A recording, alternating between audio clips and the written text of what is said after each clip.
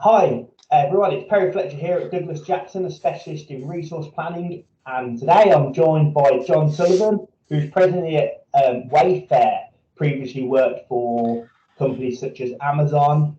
But yeah, John, nice to meet you. How are you today? Yeah, I'm doing good, Perry. It's a Friday, so it's always good. Looking forward to the limited things we can do at the weekend, but at least we're on to Friday now, so it's all good.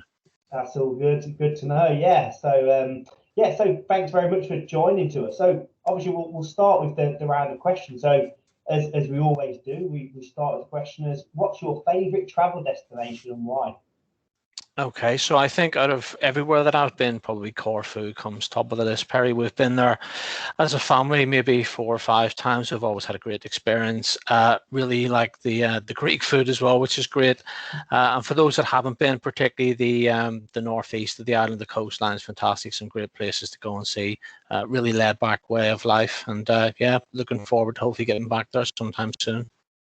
Right, that's twice you've had Corfu in only a few interviews you've already done. So maybe I need to try some of these Greek islands out. I've Oh, never you've been to got one, to. so That's great.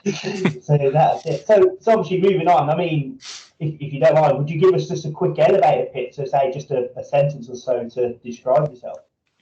Yeah, I suppose, I mean, I'm an experienced leader of planning teams. I've been doing this for over 20 years. I've worked in a range of industries, offshore, onshore locations, different countries around the world. I've had the benefit of working across Europe and across the Far East as well. And really, I mean, what really drives me is I'm driven by delivering exceptional customer service. That's what it comes down to. Regardless of the industry, the company, the location, really, that's what gets me fired up.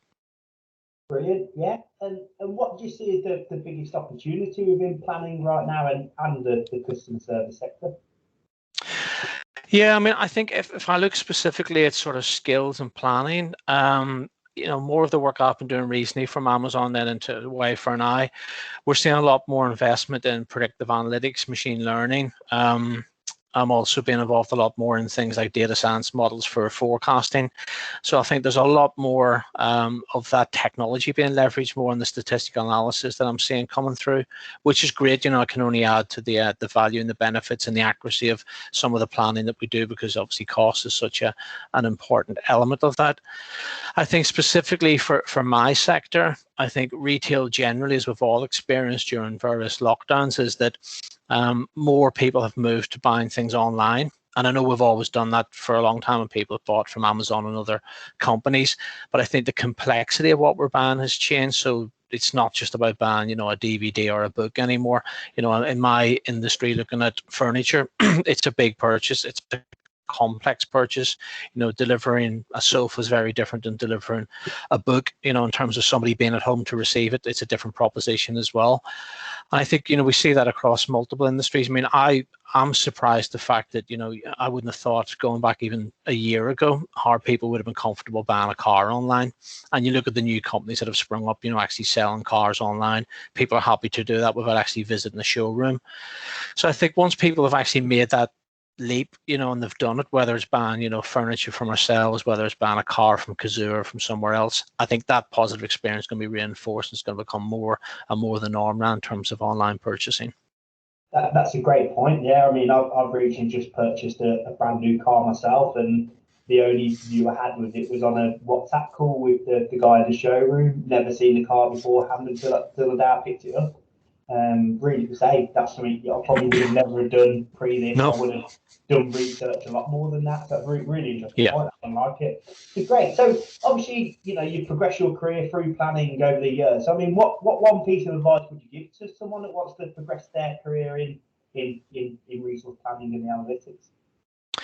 Yeah, I mean, I think the biggest thing for me, I would recommend for people is work on building relationships, and your ability to build relationships. I think the technical side comes with experience, it comes with opportunity, and that naturally develops, whether that's you want to become an expert in the telecom side of things and IVRs or, dialers or so forth, whether you want to get into analytics and you want to look at SQL or you want to look at data science. I think that happens naturally. But I think the biggest investment I've always made is around that relationship building. I think about how you work with cross-functional teams, whether they be your operational colleagues, your colleagues in finance, logistics, the training teams, the recruitment teams. teams. I think that's what brings it all together. So, if you want to be successful, you need to be able to bring people along with you on your plan and have buy-in to that. So I think, your technical development is definitely one element, but I would really recommend you focus on how you build those relationships with other functions. Yeah, great tip, love it. So obviously, what would you say has been your biggest career break? And obviously, if anyone, if you want to thank them, now's a great time to do it. Yeah, I think for me, probably the biggest step change was probably taking on my first European role when I joined Dell around about 2005. I'd led different teams across the UK in different industries, but really that took it to another dimension in terms of working with people in different countries, with different cultures, different language opportunities as well. I got the chance to build teams across all of the EMEA region with guys in my team ranging from people in Morocco, France, Slovakia, in Ireland, Germany, Netherlands, and so forth as well. And that was the biggest opportunity I got. There was various people involved in that. Really, I suppose my manager at the time, Simon Tilling, who hired me in, would have been the first person, who bought into that, gave me that opportunity to come in and actually take on a European role when I hadn't had that previous experience before. But then I got supported by many other people in Dell as I went through that. But I think for me, that was the step change that then allowed me to then take that learning on to opportunities in Amazon and then now in Wayfair as well, which are, European in their dimension as well. Yeah, great stuff. No, really, yeah. I mean, that's it. European sounds, it's what a lot of people do want to try and get into, not just UK market. So, yeah. So, obviously, what inspires you and why?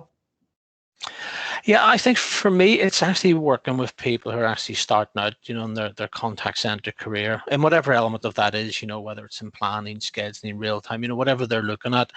When I think about it, I sort of fell into this line of work by accident over 20 years ago back at Bupa. I think the industry's changed a lot. It's evolved a lot. You can actually make a great career out of it in terms of taking on bigger roles in terms of numbers or geographical spread as well. And seeing these folks, who are starting out now, who like I was back then, and they're in their 20s and they're trying to, learn, they're trying to, build a career for themselves. That's really what inspires me, to help them and support them and say, how do we cultivate that next generation of leaders? Because, sooner or later at some point, we're going to retire from this and we won't be doing this for another 20 years. Most of the people who started at the same time as me. And it's how do we bring those guys and girls along so that they're ready for, that next challenge as well. It's really interesting. Something that we've been discussing with some of the leaders we've been working with at the moment is around, where is that next leader coming from? You do look across the planning world, and a lot of the leaders have all started their journey at a similar time, just because of planning being the biggest thing in contact centres in the last 10, 20 years. It didn't really exist before that. So that's really interesting things. Great point. So obviously thanks for that. It was great to learn a lot more about yourself and stuff. So as we mentioned, I know obviously, John, you worked with ourselves previously and have had experience working with myself and Douglas Jackson as a company. I mean, how would you describe that experience? Yeah, I've known you guys and worked with you for a number of years on and off, both either sourcing candidates or working, as a candidate myself. And I've enjoyed it. I found you've been very professional. You've been honest with people. I think there's a lot of agencies out there that maybe, they're keen to get a role filled, but maybe they don't always have the interest of the individual solely at heart as well. And I think you guys have done that from both sides of it, whether it be sourcing candidates or representing candidates. So I've enjoyed that. And I think, the key for me with recruiting is that screening stage. You know the job, you know the role, you know what the person's looking for. You know me as an individual. So when you're speaking to a candidate, you're talking about what it would be like to work with John or for John or whatever, because you know what that's like. You can represent that in terms of even the fit. Is that going to be something that this person's going to be suitable for? Will it motivate them? Will that relationship, be something that they would look forward to as well? So I think you're very good at personalizing that approach as well. No, great. So thanks for that. I say it's a pleasure talking to yourself, John, and obviously thanks for being involved in the Impact Room. And thank you very much. That's a pleasure. Thanks, Perry. Cheers, mate. Cheers.